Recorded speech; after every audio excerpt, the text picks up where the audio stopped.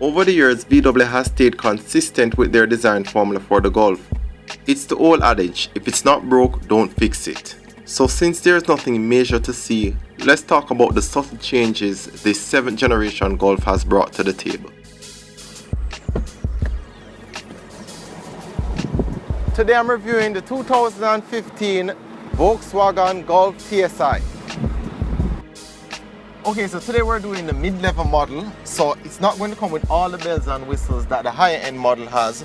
However, the interior is nice. This is a very good brand for years for Volkswagen, so don't expect a lot of changes. But there are little hints and little nice accents here and there.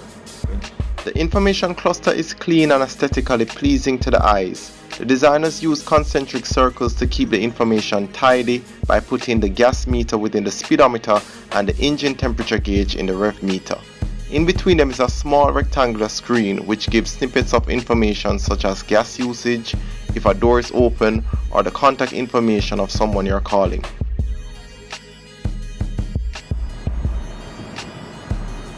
As for the center console, it's slightly angled towards the driver and makes everything easier to reach.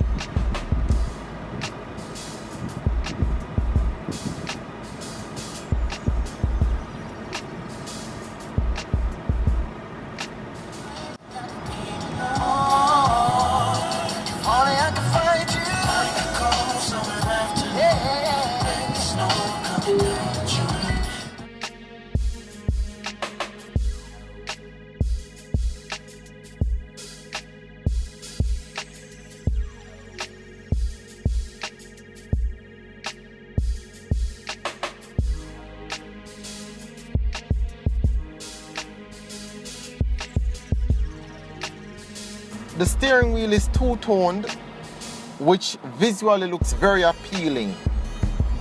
The handle, well, this can feel a little bit stiff at times, but it depends on how you like your steering wheel. Everybody has different preferences. You can adjust the angle of your headlights right here. You enter your key right here, as usual, and you have your dials and your information screen in the middle of your dial cluster. The Golf has retained some nostalgic elements by putting their headlight gauge on the dashboard, which is something that we presume a lot of true car lovers will appreciate. The seats are fabric and they are stain resistant. It's also a very breathable material, so you should feel cool in it. A small gripe is that everything is basically manual. So your height adjustment is going to be manual, and to adjust your seat back and forth, there's a rotary knob which is also manual. A good addition though is lumbar support, which you can alter right here and get some support for your lower back. The armrest can also be adjusted for reach and height, something the average driver will appreciate when in traffic. We're in the back of the car now, and if you notice, you have 3 separate headrests. You have an armrest right here, which you can pull down by pulling this strap, and a nice little feature is that you have these little things right here to adjust depending on what size bottle you're going to put in here. Now if you want to access the back easily, you simply press this lever right here, pull this down, and there you have it, access to the back of the car. There's rear AC vents. Now this is a feature I always have to look out for. We're in a tropical country, we're in Jamaica, and it's going to always be hot. So you're always going to need your AC.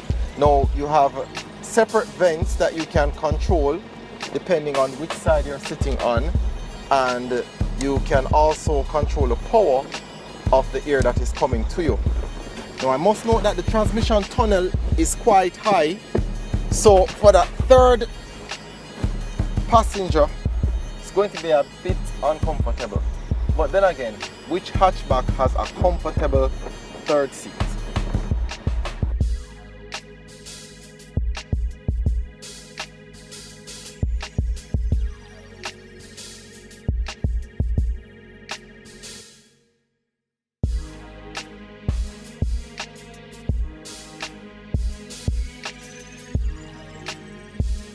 The floor bed can easily be raised to access the full-size spare tire.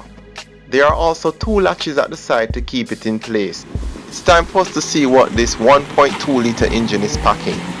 Now you have to keep in mind that it's a turbocharged engine, hence there will be some lag before the car truly starts to accelerate once you press the pedal. The vehicle is equipped with 3 driving modes: normal, sport and manual.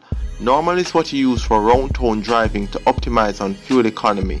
That means that the car is going to feel a little bit sluggish and mundane. But if you want to get really engaging, try the Tiptronic function in manual mode.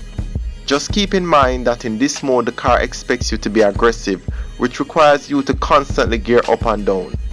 If you're driving from Kingston to Ocho Rios, this is going to be fun. But if you're driving around town, it can easily become tiresome and annoying, especially if you're accustomed to an automatic vehicle. There was a lot of times I stopped the car in 3rd gear and forgot to put it in 1st before moving off.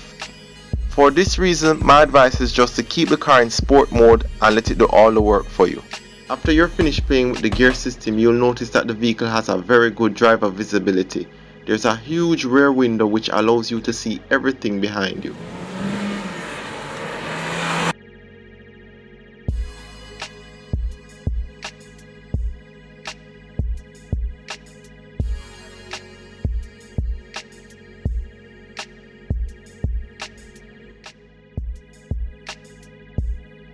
The VW Golf was definitely a fun vehicle to drive. I never thought that a 1.2 litre engine would give so much power, but then again it's turbocharged.